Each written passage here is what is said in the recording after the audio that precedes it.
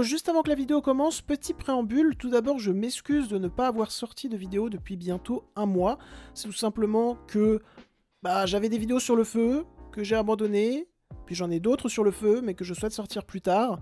Donc voilà, je suis désolé pour cette organisation de merde. Aussi, je fais exprès de sortir cette vidéo juste avant que je parte en Irlande, parce que je vais partir un mois, je sais même pas si je vais pouvoir faire et sortir une vidéo durant ce mois, ce qui fait que je souhaitais que vous ne vous retrouviez pas trop longtemps sans vidéo. C'est pour ça que je sors la vidéo Indiana Jones vraiment la veille ou le jour de mon départ, au lieu de la sortir 2 semaines auparavant. Aussi, pour finir ce petit préambule, vous allez voir, j'ai opté pour un style de montage plus calme, plus posé, qui laisse beaucoup plus de place à l'argumentation. Il y a moins de cuts, il y a moins de zoom. Il y a des zooms, mais ils sont un petit peu plus discrets, ils sont un petit peu plus calmes que d'habitude, parce que j'en avais un petit peu marre de ce style de montage dans mes vidéos. Là, je voulais faire un truc, voilà, comme j'ai dit, plus posé, plus calme, et donc je l'ai fait. J'espère que ça vous plaira et que ça ne créera pas trop de chute de rythme. Voilà, j'espère avoir bien géré. Sur ce, je vous laisse avec cette vidéo. Voilà, je suis très content de l'avoir réalisée. J'espère qu'elle vous plaira. Moi, j'ai pris pas mal de plaisir à la monter. Donc, voilà. Allez, je me tais. Vous me retrouvez avec mon père maintenant. Voilà, maintenant.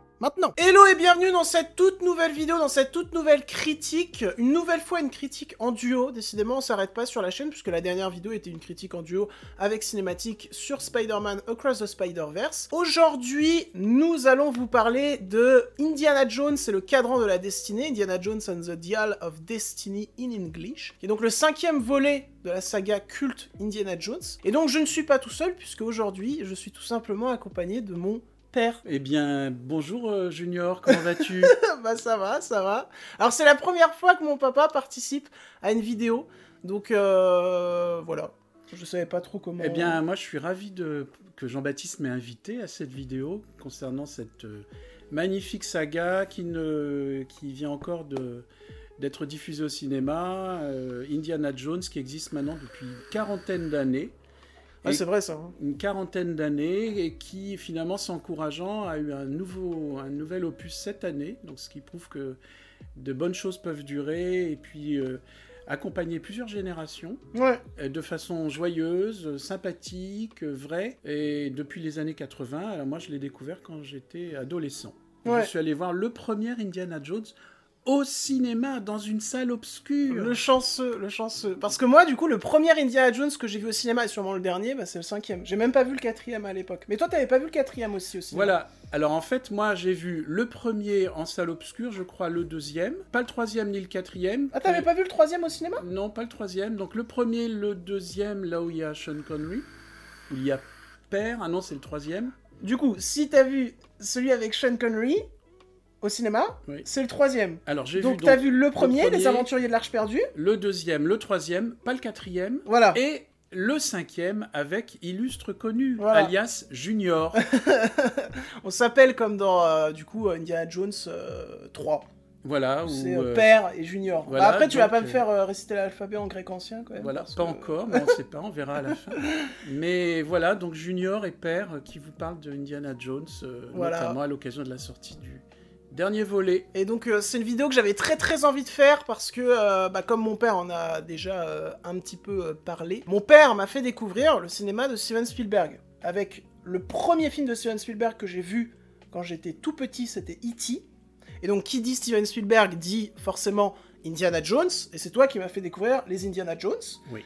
Et j'ai grandi avec, c'est l'une de mes sagas préférées. Je les aime pratiquement tous, j'aime beaucoup le 1, j'aime beaucoup le 2, j'aime beaucoup le 3, même si le 3 c'est peut-être celui que je préfère le moins dans la trilogie. Mais toi je pense que c'est celui que tu préfères dans la trilogie, celui avec le père. Oui, alors en tout cas je sais celui que j'aime le moins, c'est le 4e, ça je crois comme beaucoup de monde. Parce qu'il est un peu plus farfelu, moins proche du personnage d'Indiana Jones, moins proche de la saga, de son historique, de l'ambiance. Mais j'ai dit, après, entre les 4 autres, j'ai du mal à hiérarchiser. Ce que je peux dire, c'est qu'en tout cas, le dernier volet, est dans la veine des premiers. Mais attends. Voilà. On va y venir un tout petit peu après. Mais du coup, voilà, je voulais faire cette vidéo avec mon père, mon papa. Je me permets de t'appeler... Avec père. Avec père. Parce que, voilà, il m'a fait découvrir Indiana Jones et je ne pouvais pas faire cette critique sans lui. Tout simplement. Et donc, après cette intro très pleine de... J'ai pas de fin à cette phrase, mais pleine de... D'enthousiasme, voilà. Nous allons passer à la critique de Indiana Jones et le cadran de la destinée. Mais juste avant de vous en parler plus en détail, voici le résumé, comme d'habitude. 1969. Après avoir passé plus de 10 ans à enseigner au Hunter College de New York, l'estimé Dr. Jones, professeur d'archéologie, est sur le point de prendre sa retraite et de couler des jours paisibles. Tout bascule après la visite surprise de sa filleule, Helena Shaw, qui est à la recherche d'un artefact rare que son père a confié à Indy des années auparavant, le fameux cadran d'Archimède, une relique qui aurait le pouvoir de localiser les fissures temporelles. En arnaqueuse accomplie, Helena vole l'objet et quitte précipitamment le pays afin de le vendre au plus offrant. Indy n'a pas d'autre choix que de se lancer à sa poursuite. Il ressort son fedora et son blouson de cuir pour une dernière virée. But I've been looking for this all my life.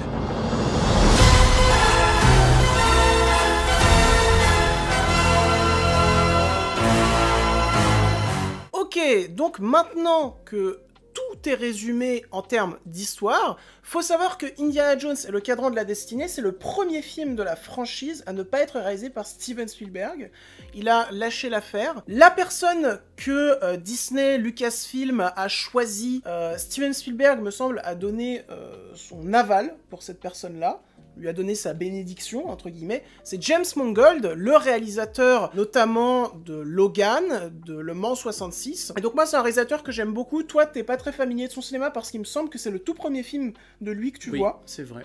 Mais moi, j'avais vu Logan, que j'avais adoré, je trouve que c'est l'un des meilleurs films X-Men, si ce n'est le meilleur. J'avais vu Le Mans 66, qui est un film qui, à mon avis, t'intéresserait.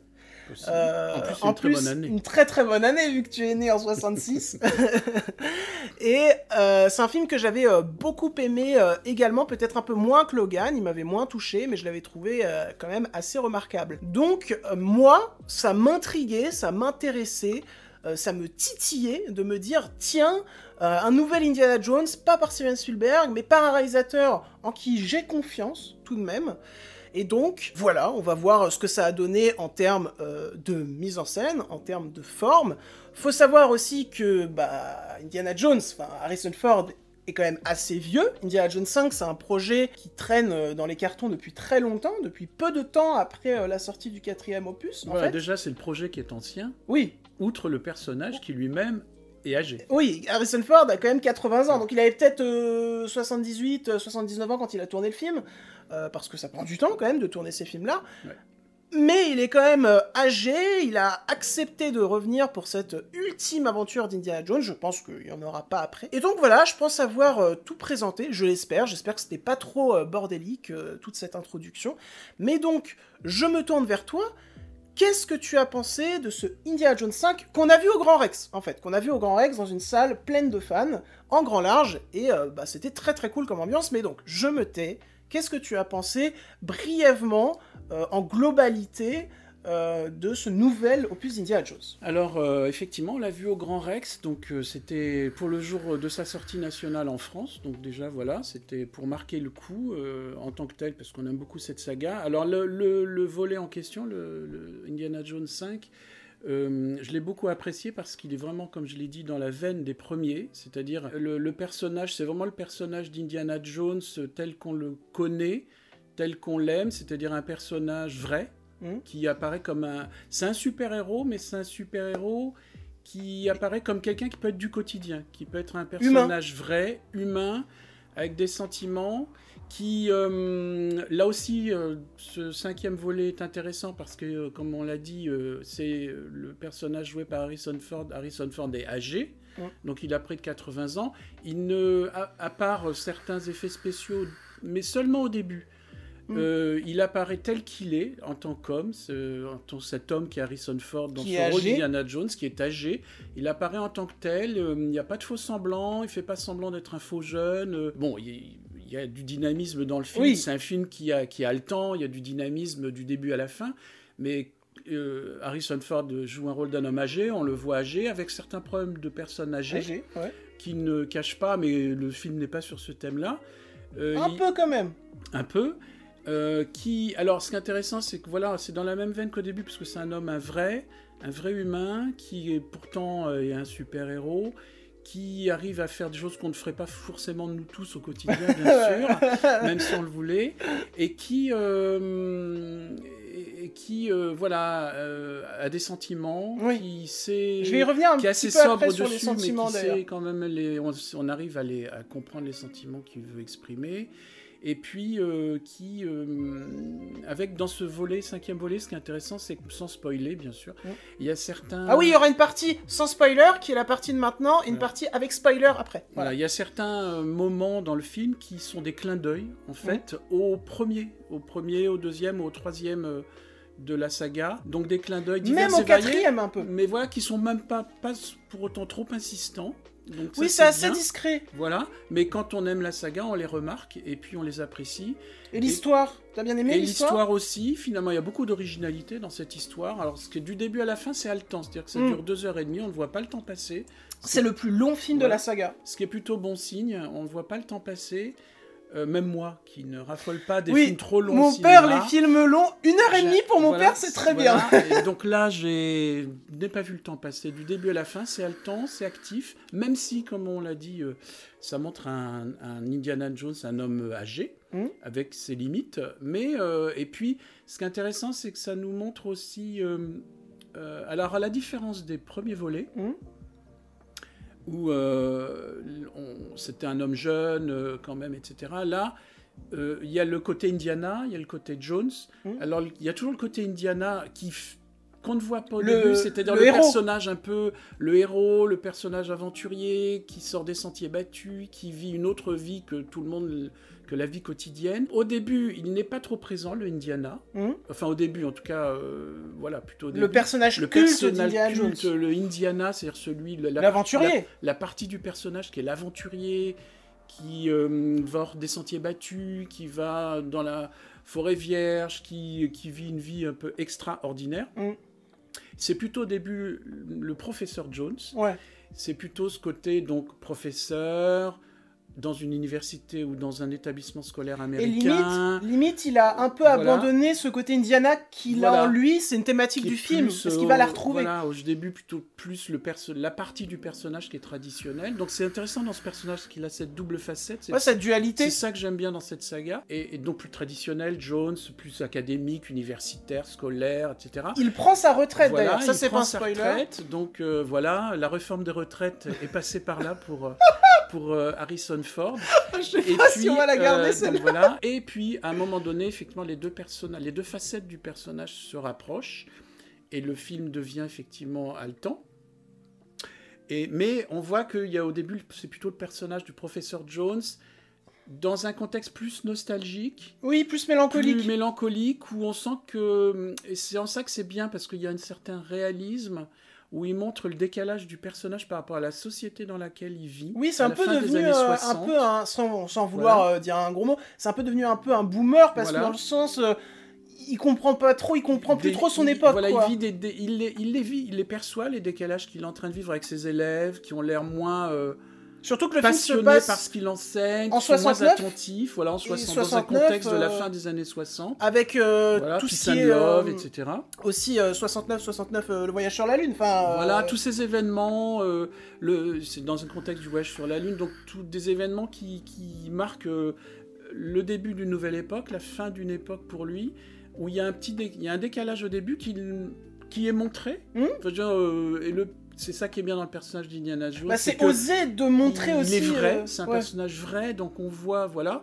Et puis finalement, au-delà de ce début, qui est un peu nostalgique, mais qui est finalement important, je pense, à montrer, et bien voilà, après c'est haletant, il y a un certain nombre d'actions qui sont menées, etc. Et donc jusqu'à la fin, finalement, ces 2h30 défilent sans aucun ennui, avec finalement beaucoup de nouveautés, de créativité, mais toujours dans ce contexte de ce personnage qui a vieilli, mais finalement qui a vieilli, mais qui a bien vieilli.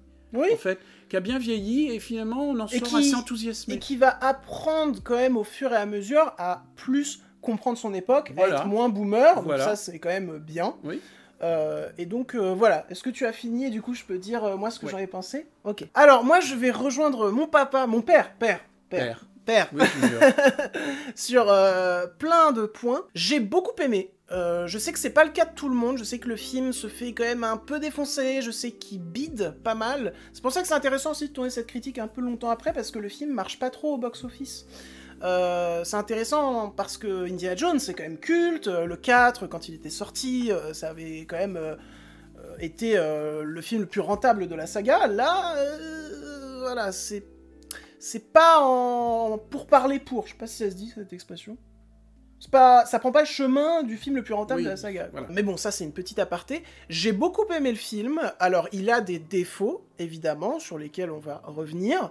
Mais comme mon père, j'ai trouvé le traitement de Indiana Jones très intéressant, très touchant. Le fait que, voilà, il est assez boomer, il arrive plus à comprendre son monde, mais qu'au final, il va quand même essayer de le comprendre. D'ailleurs, grâce au personnage de Helena, sa filleule. Donc ça, c'est pas un spoiler, c'est dit dans la bande-annonce. On va parler un petit peu de ce personnage après, on va parler des personnages un petit peu après, notamment du méchant interprété par Mads Mikkelsen. J'ai trouvé les scènes d'action, les scènes de course-poursuite, parce qu'il faut savoir que James Mangold, c'est un réalisateur qui gère extrêmement bien les scènes de course-poursuite. On le voit d'ailleurs dans Le Mans 66. Alors, on le constate dans le film. Oui, on le constate dans le film, mais on le voit d'ailleurs dans Le Mans 66, qui était son précédent film, où bah, c'est de la course automobile, donc c'est pratiquement de la course-poursuite. Donc les scènes d'action, les scènes de course-poursuite, moi je les ai toutes aimées, je les ai trouvées, à contrario de pas mal de personnes sur Internet, je les ai trouvées très lisibles, très bien réalisées, très bien construite, très bien découpée. Ce que j'ai beaucoup aimé aussi, c'est que James Mangold ne cède pas à la facilité du plan séquence, parce que, alors peut-être que toi t'es pas forcément au courant, mais moi j'ai cette impression que maintenant dans les gros films, à gros budget, faut toujours un plan séquence très impressionnant, où tu te dis, waouh, mais comment ils ont fait pour pas couper le plan et se balader entre tel et tel personnage, tel et tel lieu. Et parfois, c'est quand même assez artificiel, je trouve. C'est un peu cocher une case dans les blockbusters. Et là, il n'y a pas ça. On revient à de l'artisanat, on revient à quelque chose dans le découpage que moi, j'aime beaucoup. C'est entre quelque chose d'ancien et en même temps de la nouveauté.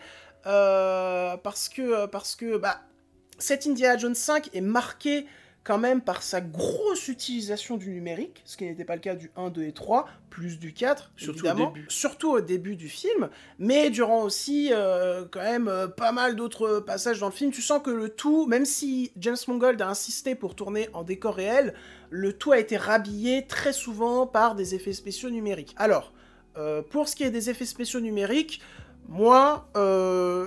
je suis en demi-teinte, c'est-à-dire qu'il y en a que je trouve très bien, très aboutis. Par exemple, moi je n'ai vu aucun fond vert, j'ai pas senti que le personnage était incrusté et qu'on sentait qu'il était incrusté. Non, les fonds verts, je les ai tous trouvés très bien, s'il y en a. Par contre, le rajeunissement d'Indiana Jones, qui n'est pas un spoiler puisqu'on l'a vu dans la bande-annonce, donc c'est l'ouverture du film, en gros, et ça dure Oui, bien... c'est plutôt au début du film. Voilà, ça dure bien 20 minutes. Mais ça passe très vite. Ouais, parce que c'est bien réalisé, parce que la scène, la séquence en soi est très bonne et très haletante. Oui, puis c'était nécessaire pour le scénario. Ouais, et elle est bourrée d'idées. Juste, le rajeunissement en soi est bien fait, mais moi j'ai du mal avec les mouvements de son visage. En fait, la phrase que je vais dire, que j'ai souvent utilisée quand je parlais du film avec vous ou avec mes amis, c'est que j'ai l'impression de voir un film en 24 images par seconde, mais que son visage, il est en 60 images par seconde. Donc en fait, c'est trop fluide. C'est trop... on est un peu dans l'Uncanny Valley. L'Uncanny Valley, c'est quand tu vois quelque chose qui te semble réel, mais il y a toujours un petit détail qui va te faire douter, tu vois. Oui, le mouvement un peu, parfois le mouvement du visage. Ouais, des lèvres, soit, des yeux. Soit très figé ou crispé. Enfin bon, mais c'est pas l'élément essentiel du... Ouais. Je trouve ça un peu dommage pour une production qui a coûté aussi cher, que ça soit un peu foiré à ce niveau-là. Voilà. Après, il y a d'autres effets spéciaux qui m'ont gêné aussi. Notamment, on le voit dans la bande-annonce aussi, il y a une scène à cheval. Voilà, fallait qu'il y ait une scène à cheval, parce qu'Indiana Jones, et à un moment, le cheval cabre, et tu vois que c'est pas Harrison Ford sur le cheval et qu'ils ont rajouté sa tête en numérique et tu le vois tout de suite et ça me dérange. Enfin, on le voit pour les gens qui sont dans le métier. Oui, je sais pas qui si ont toi un tu l'as œil. vu. Moi, par exemple, j'ai pas remarqué ce genre de choses, mais bon, Junior l'a remarqué, c'est normal puisqu'il est dans le métier avec un œil particulier et puis il décrypte et il décortique bien sûr toute la qualité des images, le sens que ça a, etc. Mais pour quelqu'un comme moi qui n'est pas dans le métier, qui est un spectateur lambda, je n'ai pas remarqué. Donc, comme ça s'adresse... Mais du coup, c'est intéressant qu'on en parle ensemble parce que... Je ne l'ai pas remarqué, mais en revanche, ce qu'il faut dire concernant ce 5e volet, comme dans d'autres, il y a certaines scènes qui, je pense, resteront cultes. Oui, bah justement, je voulais y venir. Alors... Pour moi, il y a des scènes qui vont potentiellement devenir cultes, déjà par le biais que c'est un film Indiana Jones, donc c'est comme les nouveaux Star Wars, tu vois, j'ai l'impression qu'ils sont automatiquement cultes parce qu'ils font partie d'une saga qui est culte.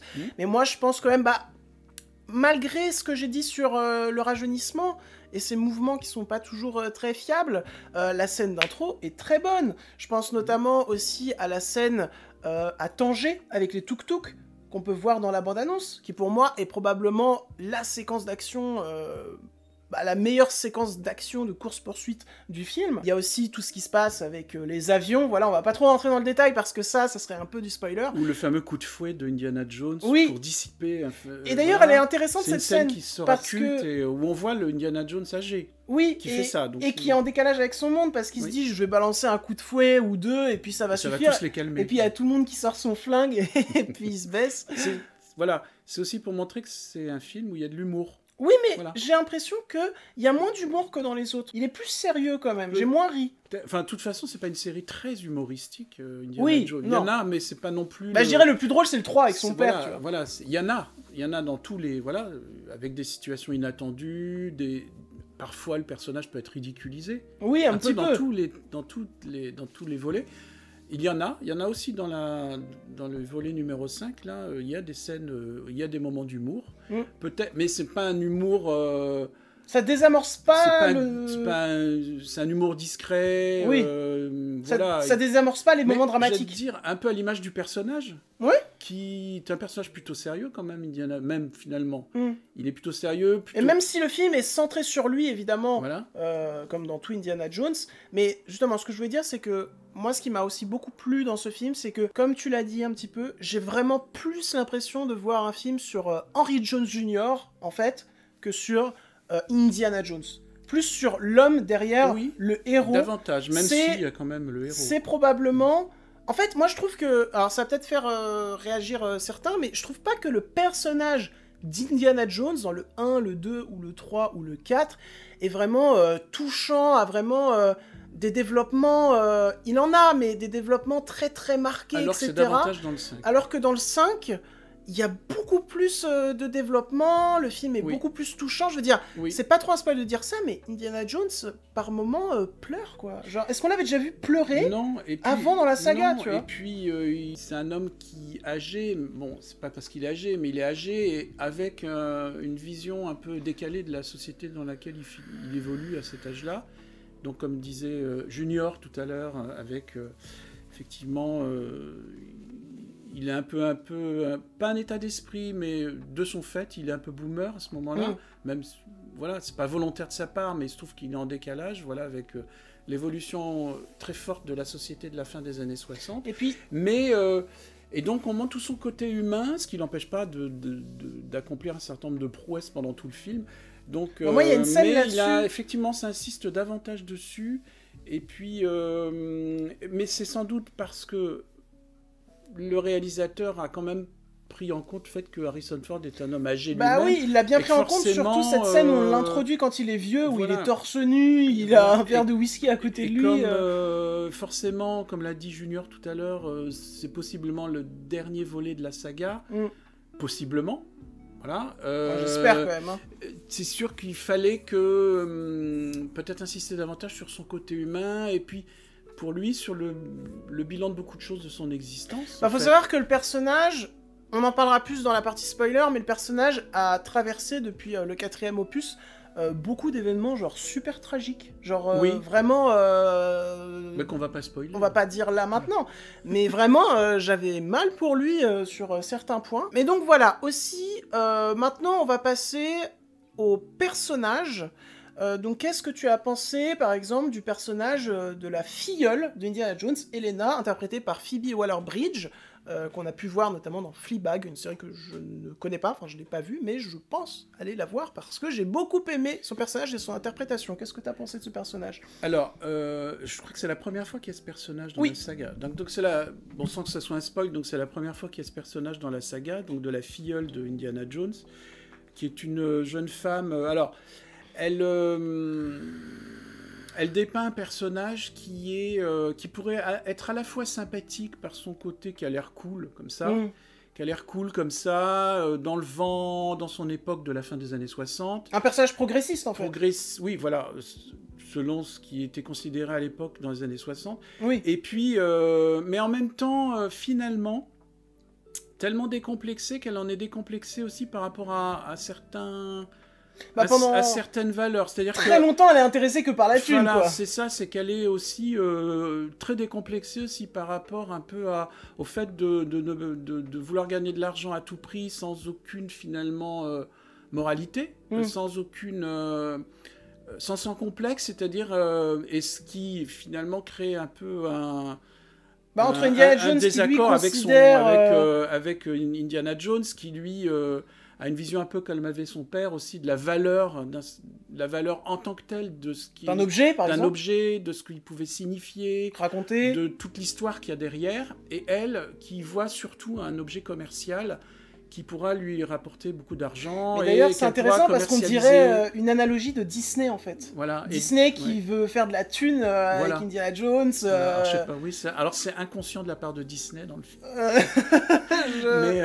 Mais en tout cas, voilà. Alors, elle a ce côté, bon, sympathique parce qu'elle apparaît, comme on dit, elle apparaît cool... dynamique, active, c'est une femme ouverte, forte, quoi. C'est une femme forte, c'est trop bien, ça. Qui essaye aussi en même temps de secouer un peu son parrain. Voilà, mais gentiment. Enfin, elle a quand même de l'affection pour lui, mais en même temps, on la sent quand même très à pro-gain et que elle ferait pas tout ça, elle ferait pas tout ce qui va être fait dans le film pour les mêmes raisons que son parrain.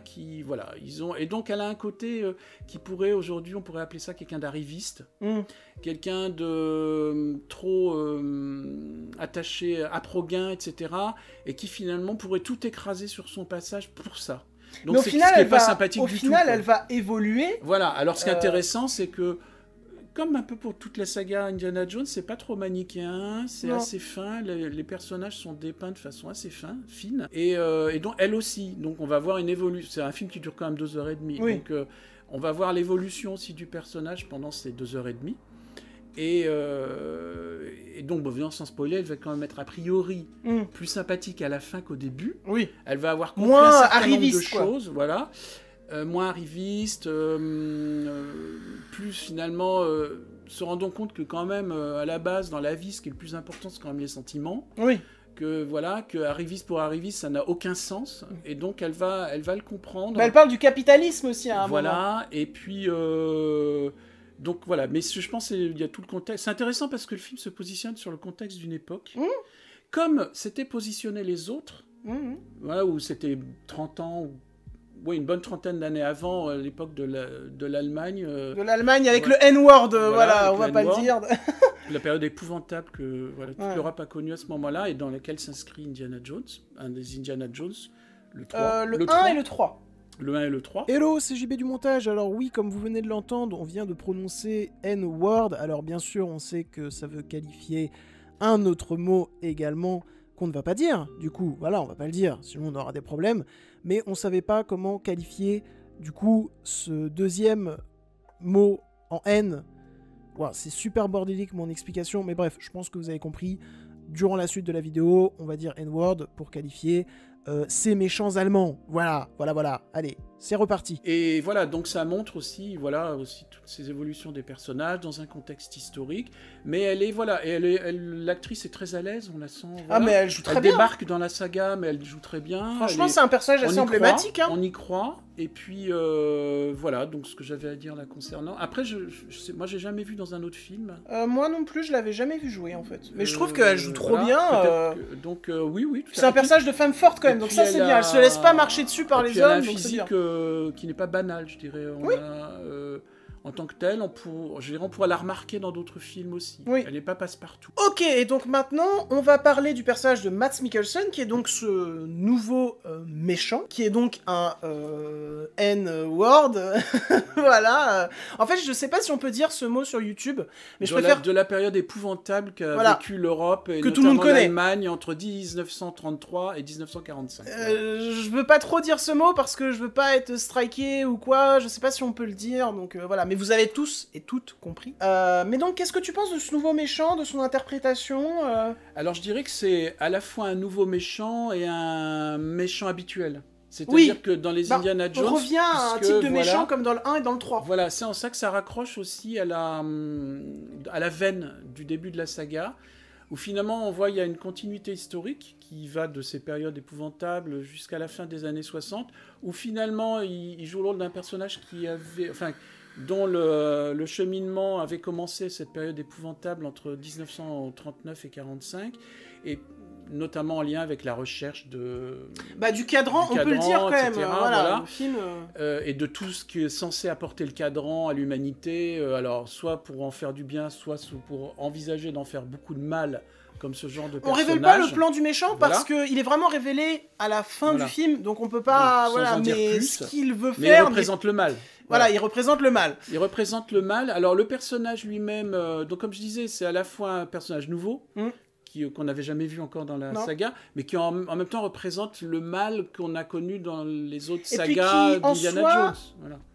En fait, dans un certain sens, appartient quand même au passé de la saga, puisqu'on le voit, c'est pas un spoil, hein, on le voit dans la scène d'intro qui est censée se passer durant la période des premiers Indiana Jones. Voilà, 30 ans avant. Et alors, le personnage lui-même, moi, une chose qui m'a intrigué, c'est que j'ai entendu une critique du film il y a quelques jours à la radio, et un des journalistes disait, mais en fait, ce personnage, il n'a aucun sens, et puis on ne comprend pas son rôle parce qu'il est rigide, et puis borné, etc. Ben justement, je me dis justement, c'est qu'il est parfaitement bien dépeint. Oui. Parce qu'un personnage venant de cette période épouvantable, N-word, forcément c'est un personnage qui est rigide, borné, qui n'a que de mauvais instincts en lui, et qui fait tout pour exprimer ses mauvais instincts. Donc c'est logique qu'il soit comme ça. Pour moi, ça aurait été grave d'apporter un côté attachant et humain à un personnage. On parle pas de Thanos dans les films Avengers, qui est proche de cette psychologie-là, mais... Mais qu'il soit figé, c'est logique. Il est figé dans le mal, en fait. Oui. Dans le mal qu'il habite. Et puis il apporte un certain calme un peu olympien, moi, qui m'angoisse un petit peu. Genre, il est toujours très calme. Comme souvent, d'ailleurs. Plus calme que Bullock dans le premier film. Oui, mais comme souvent, on montre, en fait, les personnages emblématiques du N-word. Comme on montre souvent ces personnages, en fait, des personnages implacables, finalement... extrêmement calme, déterminé, mais d'autant plus inquiétant, parce qu'on sent qu'ils sont animés par une très mauvaise flamme destructrice, et qui veut dominer tout le monde, et dominer pour dominer, en plus, sans même... on se demande même pourquoi. Et puis, et même s'il y avait un pourquoi, c'est complètement absurde et habité par le mal. Et donc, il joue finalement le personnage... est très bien interprété en tant que tel, et finalement la façon dont il a été décrit, où il est construit, est logique finalement. Donc cette critique qui avait été faite sur ce personnage pour critiquer le film et dire que finalement il n'y a pas de jeu d'acteur, qu'il n'y avait pas de direction d'acteur le concernant, si justement je trouve qu'il y en a une, parce que justement il représente bien ce qui malheureusement il est censé signifier. Et moi en soi j'ai trouvé que c'était un bon méchant. J'ai trouvé Enfin, juste... un vrai méchant, tu veux dire. Oui, Un junior. un bon méchant de saga Indiana Jones. Juste, moi, j'ai un petit peu de mal avec... alors, j'aime bien son interprétation, de toute façon, Mads Mikkelsen, je t'aime d'amour, j'adore cet acteur. Moi, j'ai juste eu un petit peu de mal avec son développement, dans le sens que c'est vraiment à la fin du film qu'il annonce son plan, alors que... Comment dire? Enfin, c'est trop à la fin du film. C'est-à-dire que dans Indiana Jones 3, par exemple, le méchant, il a annoncé son plan plus vers le milieu du film, ou à la rigueur vers le début de la fin du film. Là, c'est vraiment trop à la fin qu'il l'annonce, je trouve. Ce qui fait que durant tout le film, t'es un peu en mode, bon, ok, qu'est-ce que ce personnage raconte, qu'est-ce qu'il veut faire. Il y a aussi un truc qui m'a gêné. On devine quand même peu à peu. Enfin, Oui. C'est pas non plus une surprise. Il y a aussi un truc qui m'a gêné, mais ça, j'en parlerai en partie spoiler.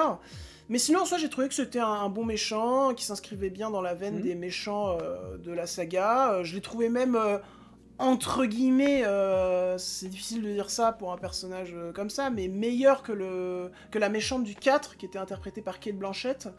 Je sais pas si tu t'en souviens. Non, je ne m'en souviens pas, non.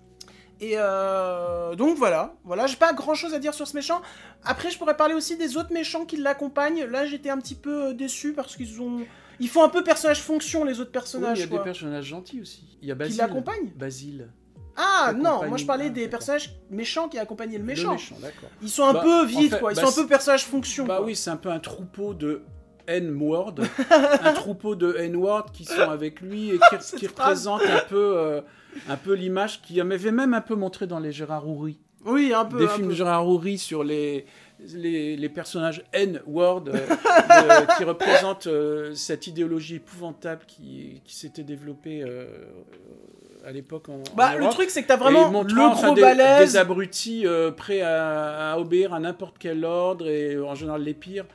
T'as vraiment donc le gros balèze, le mec parfaitement comme ça. prétentieux. Voilà, pour le coup, c'est un petit peu des clichés, quoi. C'est un peu dommage. Voilà, mais bon. Et c'est là où il y a d'ailleurs des passages avec de l'humour. Dans Indiana Jones aussi, Oui. Très sobre, hein. Un humour, c'est pas un humour à éclat de rire, mais un humour très sobre comme il y a dans Indiana Jones, où il nous montre, c'est le moment où, pour se moquer de ce genre d'individu, de ce genre de personnage, ce genre d'attitude, où il y a des touches d'humour. Oui.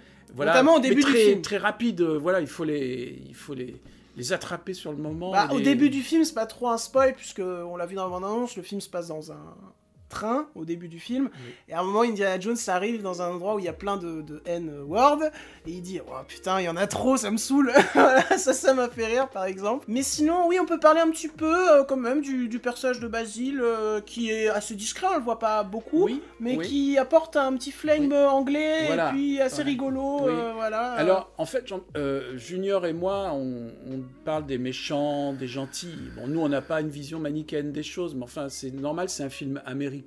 Oui. C'est comme un blockbuster, on peut le dire. Un film américain, blockbuster, donc c'est quand même, il y a des... En plus, bon, il y a des schémas quand même, en général, avec des méchants, des gentils, dans beaucoup de ce genre de films. Oui, puis Indiana Jones n'a pas dérogé à la règle. Voilà, ce qui est logique. Donc on n'est évidemment pas naïf sur ce plan-là. Mais il y a un personnage aussi qui est un peu...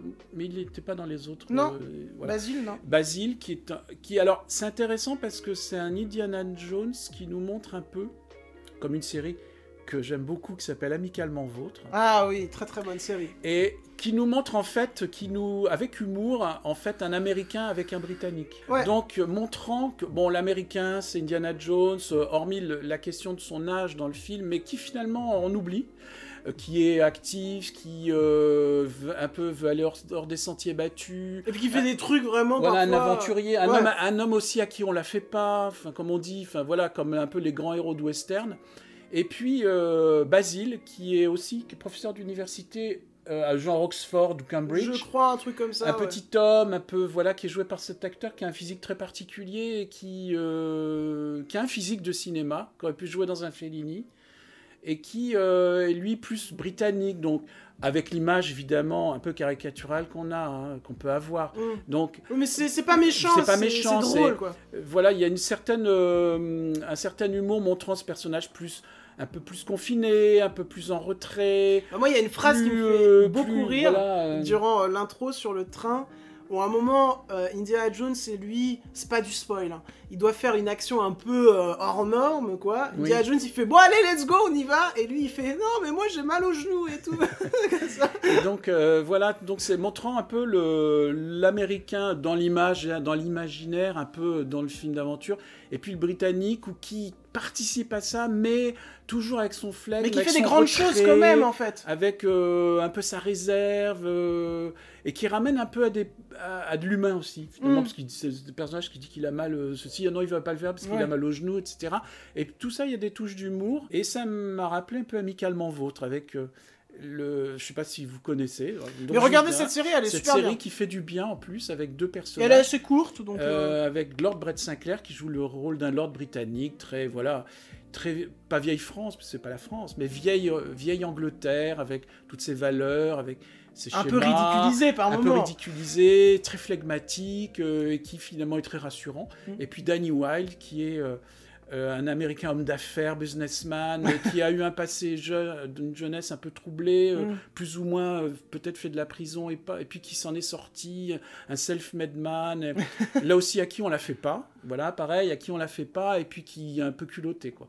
Et donc avec le mariage de ce genre de personnage, et là il y a un petit peu ce côté-là, entre ces deux personnages, on les voit très peu de temps ensemble. Donné, mais quand même, à plusieurs reprises, et il y a un petit peu de ça dans... Ce côté... pour montrer que le film n'est pas non plus caricatural pour être caricatural, Elena, qui est donc la fille de Basil, et qui est donc la filleule de Indiana Jones. C'est pas un spoiler. Elle, pour le coup, elle est beaucoup plus proche d'Indiana Jones dans les actions, quoi. Elle y va et tout, elle est pas comme son papa. Donc, pour le coup, c'est pas caricatural, genre... comme ça. Non, justement, il y a une nuance qui se met en place par sa fille, donc c'est intéressant. Voilà. Et donc, maintenant, nous allons passer à la partie spoilers. Donc voilà, on va tout dévoiler. Donc c'est parti. Enfin, tout. Ou presque. Partie spoilers.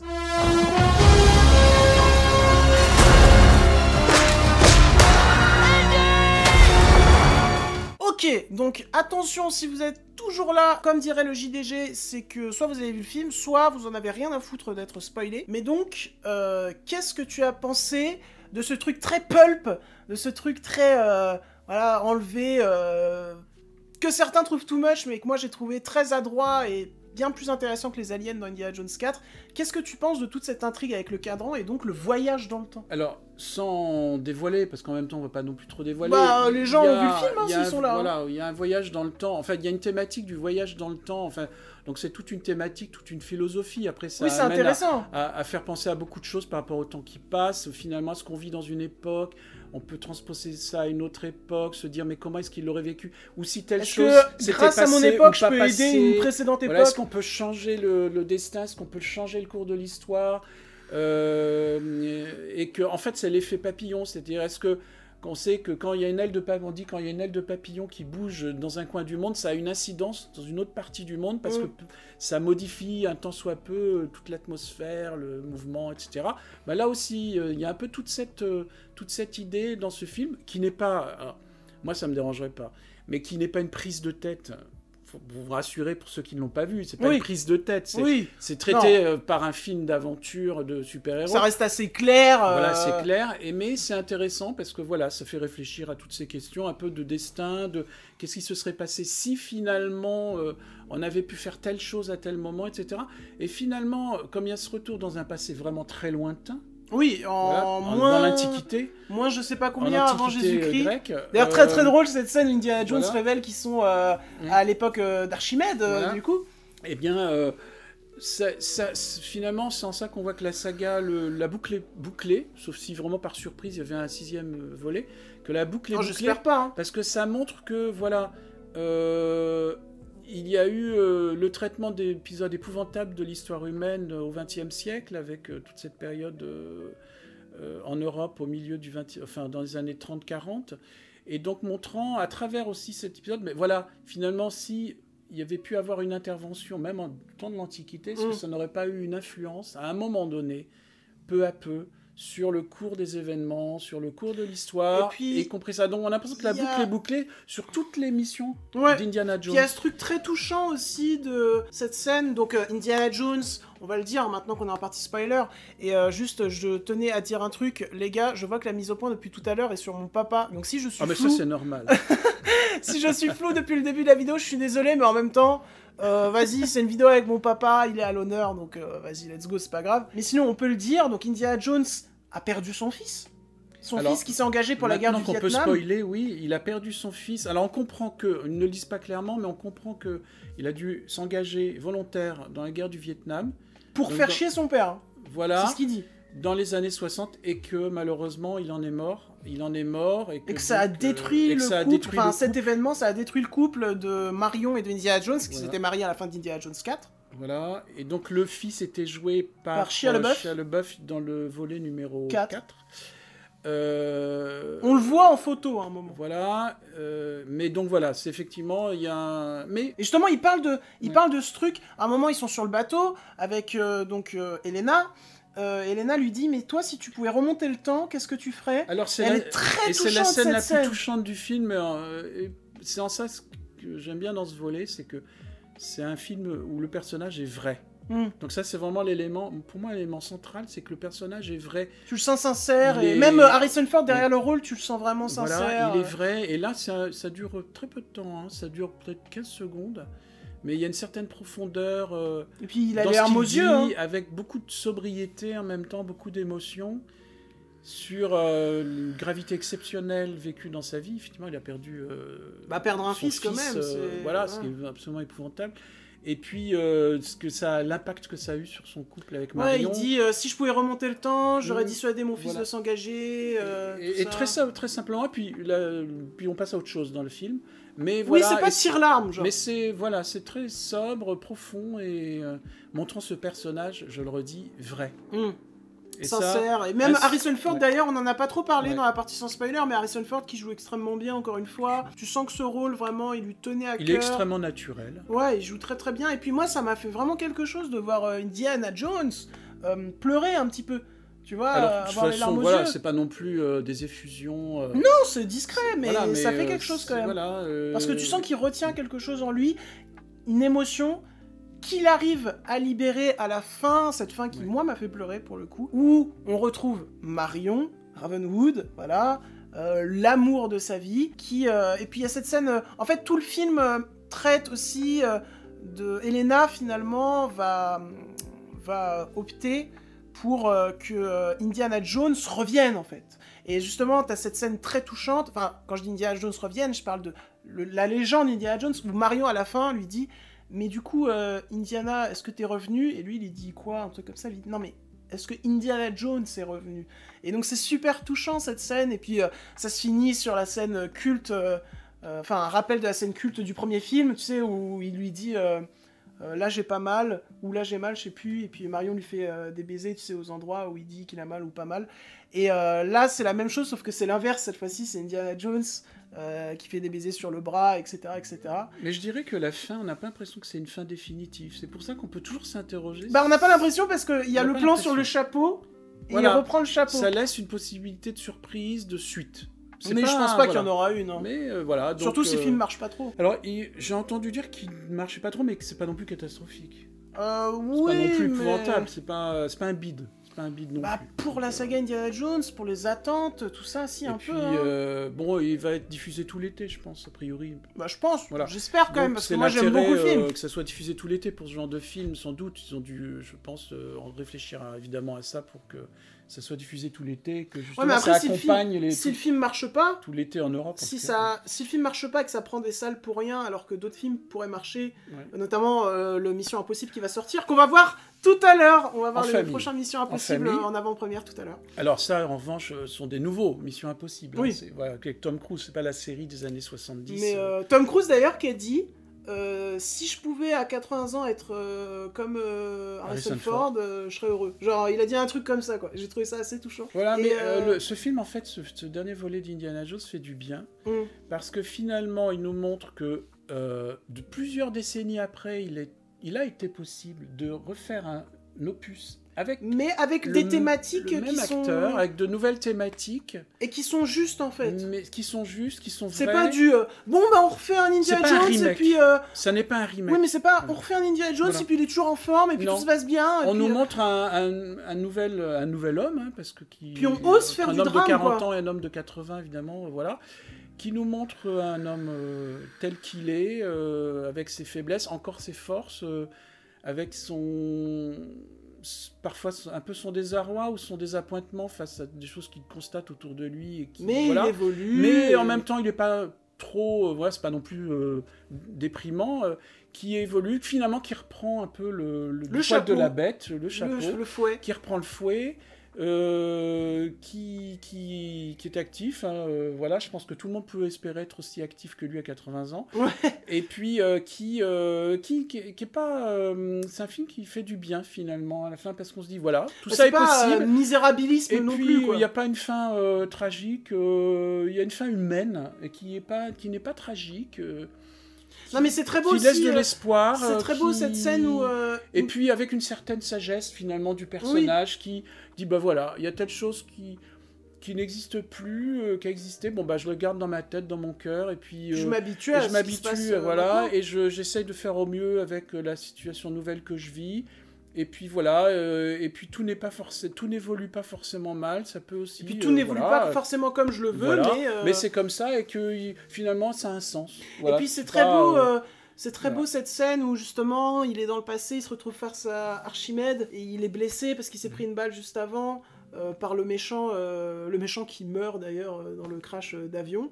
D'ailleurs je vais dire un truc sur le méchant juste après, mais c'est très beau cette scène où il dit à Elena mais en fait moi je veux rester ici parce que en fait l'histoire c'est ce que j'ai étudié toute ma vie et donc je veux faire partie en quelque sorte de l'histoire, donc je veux rester ici. Et justement c'est très très beau le fait qu'Elena lui dise bah non, ta place c'est pas dans le passé, parce que il faut évoluer, ta place c'est dans le présent, c'est auprès de Marion, c'est auprès de la femme que tu aimes, c'est là que tu peux continuer à construire quelque chose, à vivre de belles choses. Et donc c'est pour ça que je voulais dire que c'est un film qui est optimiste en fait, optimisant. En fait, il est pas misérabiliste, c'est-à-dire que c'est l'un des Indiana Jones concernant le personnage d'Indiana Jones le plus dramatique, mais le plus humain, le plus dramatique. Mais ça se finit quand même sur une touche qui est quand même assez optimiste et sincère et belle. En fait, ce film a des défauts, il a des défauts techniques. Il a des défauts aussi, j'en avais pas trop parlé, mais des petits défauts de photographie par moment, et le fait est que... Sur le train, par exemple, la scène sur le train, on voit quand même que c'est dans un décor. Moi, ce qui m'a le plus gêné, c'est qu'il n'y a pas vraiment de plan iconique comme tu pouvais avoir dans les précédents Indiana Jones. Mais c'est pas grave, parce que le film reste quand même assez léché. Oui, mais moi je te parle de plans iconiques, vraiment, comme on pouvait avoir dans les autres Indiana Jones. Mais bon, c'est pas très grave, parce que pour moi, le film, quand même, dans sa globalité, reste léché visuellement. Et aussi, il y a un truc que je voulais dire sur le méchant, parce que ça, vraiment, j'ai pas compris du tout. Et j'en ai parlé avec Cinematics aussi, j'ai pas compris. Le méchant qui, durant la scène d'intro, se prend un truc, mais d'une violence extrême dans la gueule, genre, tu sais, il chope le sac que lui envoie Indiana Jones, il est sur le train, et puis il se prend un truc qui est au-dessus des trains. Mais normalement, soit tu meurs, soit t'es balafré à vie, tu vois. Et puis il revient des années plus tard, et puis il est... Voilà, j'ai aucune cicatrice, je me suis pris un parpaing dans la gueule, mais tout va bien. Ça, j'ai trouvé ça bizarre, quand même. Alors, c'est vrai, quand on dit que le personnage d'Harrison Ford est vrai, que c'est proche de la réalité, cette saga, il y a quand même forcément, c'est un super-héros avec des situations. Oui. Donc il y a forcément dans les 80 personnages... ans, on pourrait pas même forcément dans les personnages faire ça. qui ont reçu des baffes, etc., et qui devraient normalement être balafrés ou très amoindris, ils le sont pas. Bon, ça fait partie du charme, un peu du côté un peu irréaliste.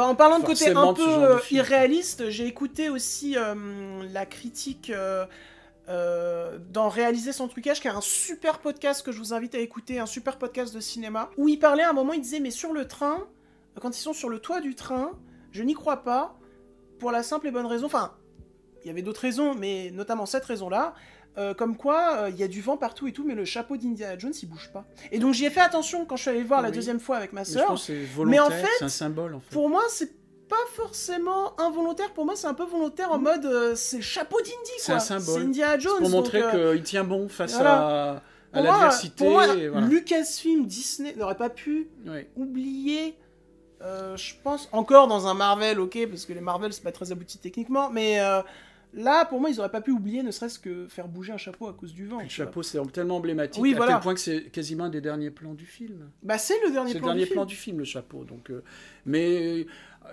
justement la scène du train, ça fait partie des clins d'œil. La scène de la course-poursuite sur le train, ça fait partie des clins d'œil avec le numéro 1. En termes de clin d'œil. Et les serpents. Oui, les serpents. D'ailleurs, cette scène des serpents, bon, on va en parler très brièvement, mais cette scène des serpents, que pas mal de gens ont pas trop aimé, mais moi j'ai trouvé assez habile, parce que ça réinvente un peu la peur des serpents d'Indiana Jones, parce que cette fois-ci ça se passe sous l'eau, tu vois. Et puis moi j'avais jamais vu Indiana Jones sous l'eau, dans une sorte de scaphandre et tout, donc j'ai trouvé ça vraiment pas mal. Il est aussi dans de nouveaux univers, un peu dans ce volet. Et puis il y a le clin d'œil avec les insectes et tout, tu sais, il y a une petite scène avec... Bon, celle-là elle fait vraiment office de clin d'œil, mais c'est pas mal quand même. Aussi... Il y a le clin d'œil aussi avec le pont. Le pont. Le pont en corde. Ah oui, bon c'est un petit clin d'œil quand même. Il y a un clin d'œil. Mais il y a aussi un clin d'œil très très furtif. C'est quelqu'un sur Twitter qui a dit ça, j'ai trouvé ça super intéressant. Quand il est, je t'en ai parlé, quand il est dans son école là et qu'il y a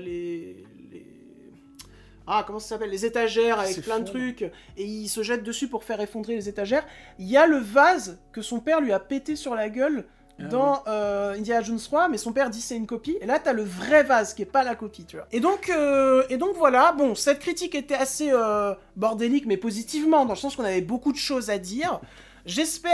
On espère, Père et Junior, nous espérons que cette critique vous aura plu, intéressé et diverti. Si c'est le cas, n'hésitez pas à la liker, commenter et partager sur vos réseaux sociaux.